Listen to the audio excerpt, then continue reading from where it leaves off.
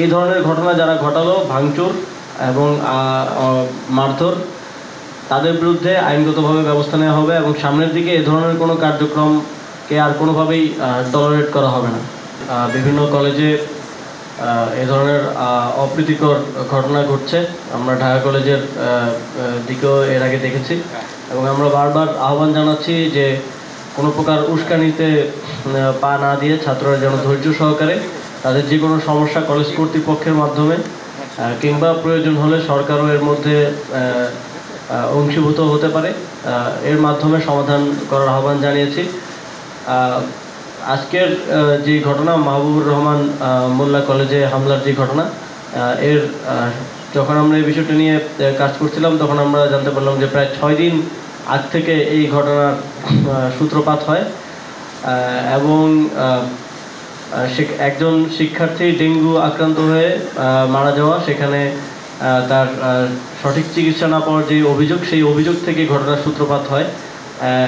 তবে সেই অভিযোগ ছিল ন্যাশনাল মেডিকেল কলেজ, যেটা পুরান ঢাকায় অবস্থিত, সেই কলেজের বিরুদ্ধে। কিন্তু সেখানে সোহরাওয়ার্দী কলেজ কীভাবে ইনভলভ হলো এবং এরপর পালাক্রমে হামলার প্রত্যুত্তরে হামলা, এই ঘটনাগুলোর মধ্যে কারা কারা জড়িত, ভাঙচুর সহ হতাহতের বিষয়গুলোতে অবশ্যই আইনগতভাবে ব্যবস্থা নেওয়ার প্রক্রিয়া চলমান আছে।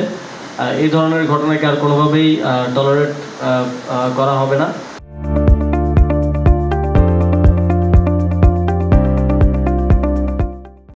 আইন শৃঙ্খলা বাহিনী সর্বোচ্চ চেষ্টা করেছে যে কোনো ধরনের সংঘর্ষ এড়াতে এবং কোনোভাবেই যেন আইন শৃঙ্খলা বাহিনীর সাথেও শিক্ষার্থীদের কোনো ধরনের সংঘর্ষ না হয় এবং নিজেদের মধ্যে যাতে সংঘর্ষ না হয়, এই জন্য গতকাল থেকেই কলেজ কর্তৃপক্ষ চেষ্টা করে যাচ্ছিল, কিন্তু কোনোভাবেই এই সংঘর্ষ এড়ানো যায়নি।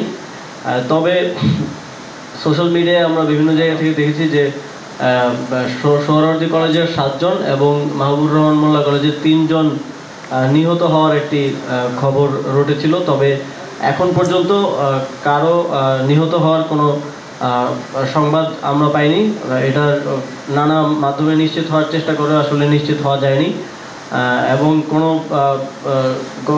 গণমাধ্যমেও কোনো প্রতিষ্ঠিত গণমাধ্যমে এ ধরনের কোনো খবর আমরা পাইনি।